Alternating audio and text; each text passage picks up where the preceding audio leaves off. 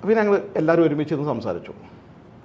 എന്നാൽ അങ്ങനെ തീരുമാനപ്രകാരം നേരെ ജിഫ്രി തങ്ങളെ ആലിക്കുട്ടി ഉസ്താദിനെ എം ടി ഉസ്താദിനൊക്കെ ഇതിലേക്ക് പാകപ്പെടുത്തണം. ഞാനും മോയിൻകുട്ടി മാഷും നേരെ ജിഫ്രി തങ്ങളെ വിളിച്ചു, വീട്ടിലുണ്ട്, പോയി സംസാരിച്ചു. കാര്യപ്പെട്ട വലിയ വലിയ 40 പണ്ഡിതന്മാരൊക്കെപ്പാടെ കൂടികാണ്ട് എടുക്കുന്ന തീരുമാനമാണല്ലോ. ഓൽക്കൊക്കെപ്പാടെ തെറ്റ് പറ്റൂലല്ലോ, 1-2 ആൾ എടുക്കുന്ന തീരുമാനമല്ലല്ലോ എന്നൊക്കെ നമ്മളെ നിഷ്കളങ്കരായ സമസ്തന്റെ ഒരുപാട് പ്രവർത്തകന്മാർ വിചാരിക്കും. അങ്ങനത്തെ ഒരു കാണാൻ വേണ്ടി ചെറിയൊരു വീഡിയോ ആണിത്. അതായത് 100% സമീപകാലങ്ങളിൽ നടന്ന തീരുമാനങ്ങളിലൊന്നും നമ്മളെ 40 മുഷാവറ അംഗങ്ങളോ അല്ലെങ്കിൽ മുതിർന്ന നേതാക്കള് ജിഫ്രി തങ്ങള്, അലിക്കുട്ടി ഉസ്താദ്, എം ടി ഉസ്താദ്, കൊയ്യോട് ഉസ്താദ് പോലത്തെ മുതിർന്ന നേതാക്കളോ ഓലൊന്നും എടുത്ത തീരുമാനങ്ങളൊന്നല്ല, 40 ആളെ തീരുമാനമല്ല എന്ന് അമ്പലക്കടവ് MP കടുങ്ങല്ലൂരിന് കൊടുത്ത ഒരഭിമുഖത്തിൽ നിന്ന് വ്യക്തമാണ്. വാഫി വിഷയത്തിലെ സുപ്രധാനമായ മസലത്ത് ചർച്ച, ആ പ്രശ്നങ്ങൾ തീർക്കാനുള്ള എല്ലാ ഫോർമുലയും അത് ചർച്ച ചെയ്യണം ആര്? അമ്പലക്കടവും മോയിൻകുട്ടി മാസ്റ്ററും. എന്നിട്ട് അവര് പറയാണ് അവരങ്ങനെ ആ വിഷയങ്ങൾക്ക് തീരുമാനം, വാക്കിംഗ് ബേസിനെ മാറ്റണം, വാക്കിംഗ് ബേസിനെ മാറ്റിയിട്ട് ആരെ കൊണ്ടുവരണം, പകരം ആരെ കൊണ്ടുവരണം, എങ്ങനെ കാര്യങ്ങൾ നീക്കണം, ഇതിലൊക്കെ അമ്പലക്കടവും മോയിൻകുട്ടി മാസ്റ്ററും ചർച്ച ചെയ്യാം, തീരുമാനം ഉണ്ടാക്കുക. എന്നിട്ട് എന്ത് ചെയ്യുക? ജിഫ്രി തങ്ങളി, മാലിക്കുട്ടി ഉസ്താദിനെ, MT ഉസ്താദിനൊക്കെ ഇതിലേക്ക് പാകപ്പെടുത്താൻ വേണ്ടി പോയി. എങ്ങനെയുണ്ട്? പാവം ജനങ്ങൾ വിചാരിക്കുക 40 മുഷാവറാംഗങ്ങളും ചർവിത ചർവണം നടത്തിയിട്ട് അല്ലെങ്കിൽ മുതിർന്ന നേതാക്കൾ ചർച്ച ചെയ്തിട്ട് ആശയം സ്വരൂപിച്ചിട്ടാണ് ഈ തീരുമാനങ്ങളൊക്കെ വന്നതെന്നല്ലേ? അല്ല. ഈ അമ്പലക്കടവും മോയിൻകുട്ടിയും, അമ്പലക്കടവ് കണ്ടാൽ കേട്ടാൽ വളരെ നിഷ്കളങ്കനായ, എന്നാൽ ഉള്ളിൽ ദുഷിപ്പിന്റെ അങ്ങേയറ്റം അടുത്ത കാലത്ത് കൂട് കെട്ടിപ്പോയ ഒരു മനുഷ്യൻ. പാണക്കാടിനോട് കഠിന വിരോധം വന്നു. SYSന്റെ ജനറൽ സെക്രട്ടറി സ്ഥാനത്ത് മൂപ്പരെ പേര് നിർദ്ദേശിച്ചു വരേണ്ട ആളുമാണ്. പക്ഷേ മഹാനായ സയ്യിദ് ഹൈദർ അലി ശാബ്ദങ്ങൾ ഇയാളെ പേരങ്ങട്ട് വെട്ടിയിട്ട് സയ്യിദ് മുഹമ്മദ് കോയത്തങ്ങൾ ജമലുല്ലൈലിനെ എഴുതിയ കഥ വേറെ ആർക്കറിയില്ലെങ്കിലും മുക്കം പൈസക്ക് അമ്പാട് അറിയാം. മുക്കം പൈസയാണ് ആ പാനലാണ് കൊണ്ടുപോയി കൊടുത്ത്. അമ്പലക്കടവിന്റെ പേരാണ് വെട്ടുക ചെയ്ത്. അമ്പലക്കടവിന്റെ മനസ്സിലെ പാണക്കാട് വിരോധം, അതിന്റെ മുന്നേ കത്തി നിൽക്കുന്ന പാണക്കാട് വിരോധം അതിന്റെ മൂർധന്യതയിലെത്തി.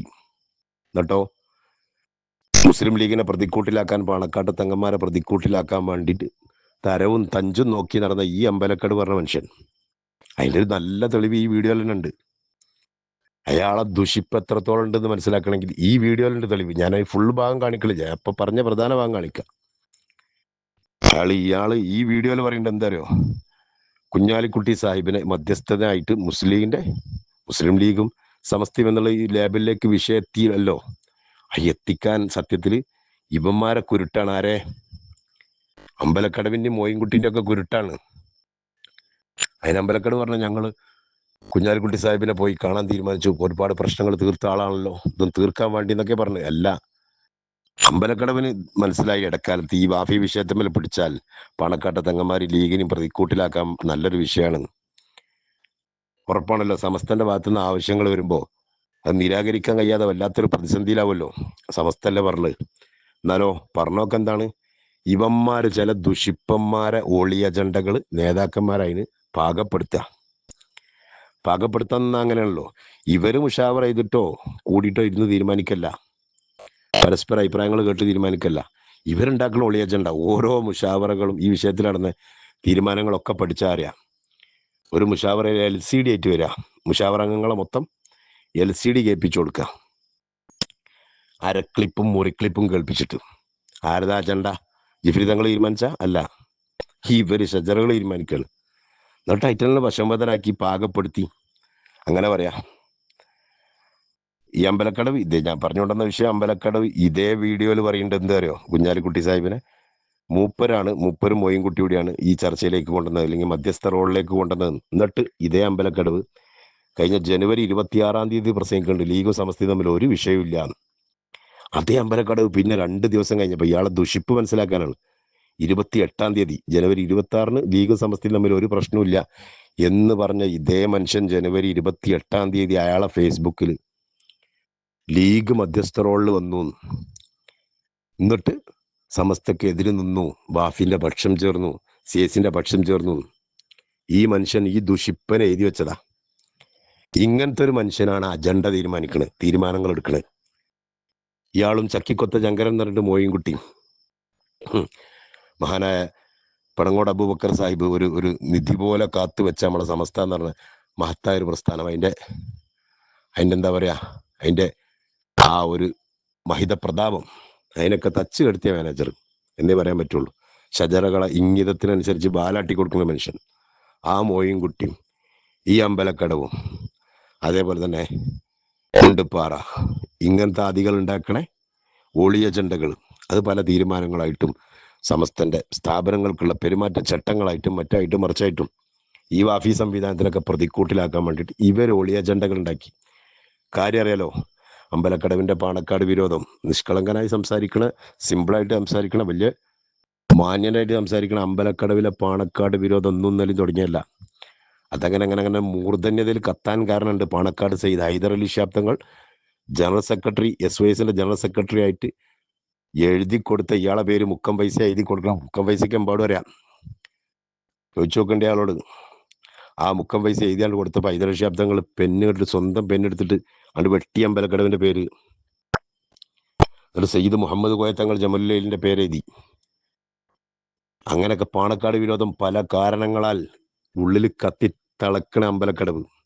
ലീഗിന്റെ പഞ്ചായത്ത് വാർഡ് വൈസ് പ്രസിഡന്റാന്നൊക്കെ പറയെങ്കിലും ലീഗ് വിരോധം കമ്മ്യൂണിസ്റ്റുകൾക്ക് ഒരു പത്രം വഴി ഒരു സുപ്രഭാതം കയ്യിലുണ്ടല്ലോ, അതും കയ്യിലിട്ട് കറക്കണ കുറച്ച് എന്താ പറയുക ഈ കോക്കസുകളാണല്ലോ ഈ അമ്പലക്കടവും ടീമൊക്കെ. അവർക്കൊക്കെ ഉണ്ടായ കമ്മ്യൂണിസ്റ്റ് ഭ്രമം അല്ലെങ്കിൽ ബാന്ധവം, അതിനൊക്കെ വേണ്ടി ലീഗിനെ പ്രതിക്കൂട്ടിലാക്കാൻ, പാണക്കാട് തെങ്ങന്മാരെ പ്രതിക്കൂട്ടിലാക്കാൻ ഓളി അജണ്ടകൾ എമ്പോടും മനസ്സിൽ കൊണ്ട് നടക്കുന്ന ഈ ദുഷിപ്പന്മാരുണ്ടാക്കുന്ന തീരുമാനം, എന്നിട്ട് പിന്നെ അതിന് നേതാക്കന്മാരെ പാകപ്പെടുത്തുകയാണ്. ഒരു സാധുക്കളായ നമ്മളെ പ്രവർത്തകന്മാർ പറഞ്ഞെടുക്കുക 40 മുഷാവറംഗങ്ങൾ ഒക്കെപ്പാടെ കൂടിയിട്ടുള്ള തീരുമാനമാണ്. അതുമല്ല നമ്മളെ മുതിർന്ന നേതാക്കൾ എടുക്കുന്ന തീരുമാനമല്ല, അവരൊക്കെ ഇതിലേക്ക് പാകപ്പെടുത്തുകയാണ് ഇവരുണ്ടാക്കുന്ന ഒളി അജണ്ടകളിലേക്ക്. അപ്പം എന്ത് ചെയ്യും, കുറേ ഫേക്ക് ഐഡികളിൽ പിന്നെ ഇന്നാലെന്നെ വാഫി ഇങ്ങളെ പറ്റി ഇങ്ങനെ എഴുതിയാണ്, മറ്റേ എഴുതിയാണ്, മറിച്ച് എഴുതിയെന്നൊക്കെ ജിഫ്രിതങ്ങളൊക്കെ പറയുന്നുണ്ട്. ഇത്ര വേട്ടയാടൽ സഹിച്ച ചരിത്രം ഉണ്ടായിട്ടില്ല, സമസ്തയുടെ ചരിത്രത്തിൽ ഉണ്ടായില്ല. സമസ്തയുടെ ചരിത്രം സത്യത്തിൽ പഠിച്ചാൽ മതി. മുൻഗാമികളുടെ കാലത്ത് എത്ര പ്രതിസന്ധികൾ ഉണ്ടായിട്ടുണ്ട് സമസ്തക്ക്. ജിഫ്രിത്തങ്ങളൊക്കെ എടുത്ത് കൊണ്ടുപോയിട്ട് എന്ത് ചെയ്യും, ഏതെങ്കിലും ഫേക്ക് ഐഡികൾ എന്നിട്ടോ. ഇപ്പുറത്ത് പാണക്കാട്ടെ തങ്ങന്മാർക്കെതിരെ ഷജറകൾ നിരന്തരം വിമർശനത്തിന്റെ 5 കളി നടത്തുന്നുണ്ട്. അതിലൊന്നും ആർക്കും പരാതിയില്ല. ജിഫ്രിത്തങ്ങളെ വേട്ടയാടിയെന്നൊക്കെ പറഞ്ഞു, അല്ലെങ്കിൽ MT ഉസ്താദിനെ കുറ്റം പറഞ്ഞു എന്നൊക്കെ പറഞ്ഞിട്ട് എന്ത് ചെയ്യും, കുറെ തെറ്റിദ്ധരിപ്പിക്കലാണ് കൊണ്ടുപോയി കാട്ടിക്കൊടുക്കും. അപ്പൊ ഇവർക്ക് സ്വാഭാവികമായിട്ടുള്ളൊരു പ്രതിഷേധം ഉള്ളിൽ വരും. അപ്പൊ ഇതിലാണ്ട് വശംബദരാവും. അങ്ങനെയൊക്കെ പാടെ കൂടിയാണ്ട് എന്ത് ചെയ്തു, അപക്വമായ തീരുമാനങ്ങളാണ് എടുത്തു. ഇവരെ ഒളിയാജണ്ടക്കാണ്ട് വശപ്പെട്ടു. അതുകൊണ്ട് തന്നെ മാനം കെട്ടു. അത്രയപ്പത്തിൻ്റെ ഒക്കെ ചുരുക്കം.